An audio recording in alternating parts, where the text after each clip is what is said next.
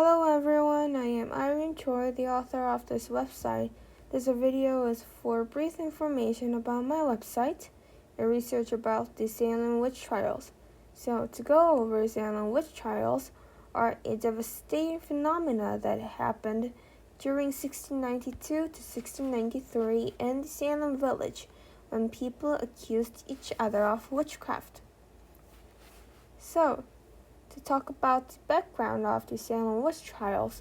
During the Salem witch trials, Salem was a very isolated society. They were far from the other villages. During the 1600s, when Salem was a baby village town, soon the King Philip's War broke out. And because of the King Philip's War, the villagers had to fight with indigenous people, and that made them biased towards them. By the way, in between the two Salems, the Salem witch trials happened in the Salem village, not the bigger town. So, during the Salem witch trials, there were two rivaling families, the Putnams and the Porters.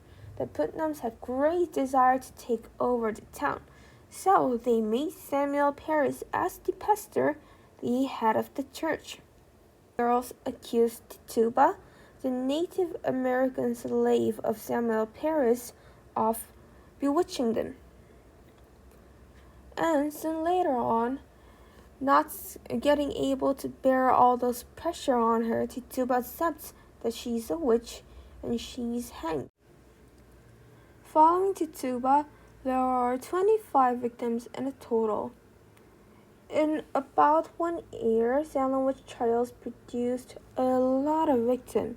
90 people were hanged, 1 was squashed by a big heavy rock, and 5 died in jail.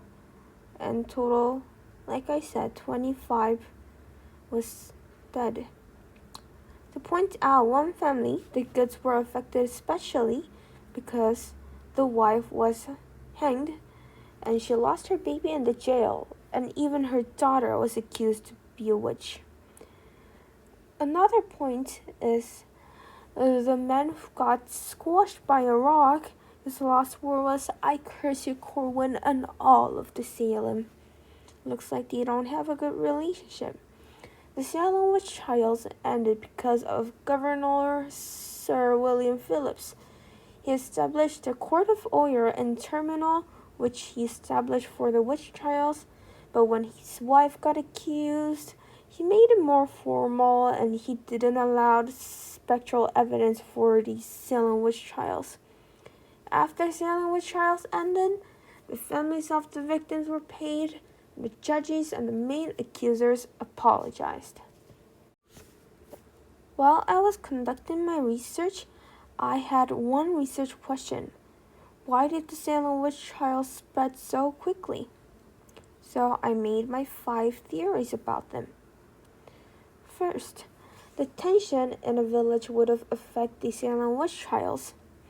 In 1692, shortly after Salem village was founded, the village was affected by King Philip's War, and because of that, like I said, they were biased towards Native Americans, and more than that, the neighboring tribes are attacking them so frequently. As a result, the isolated Puritan society of Salem village would have been affected very much by the environments around them. Another reason why I think the Salem witch trials spread so quickly is because the villagers were Puritans.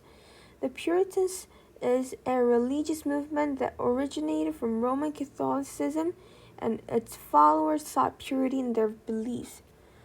God was the center of their life, and that would have made the church also the center of their life, and they could have been controlled very easily by the church. You will see the connection as I build up my evidences. More than that, I think the Putnams also affect the Salem witch trials. The Putnams wanted to take over the town, so they used the younger ones to accuse people. For example, Thomas Putnam used his daughter Anne Putnam to accuse people and Putnam accused total of 64 people. Gillis Corey, who was pressed by big heavy rocks and died, was also accused by Thomas Putnams. These records indicate that Putnams abused their power and sought revenge by accusing and removing people they disliked. With the Putnams, I think the church cooperated with the Putnams to get rid of people they disliked and move people into the church.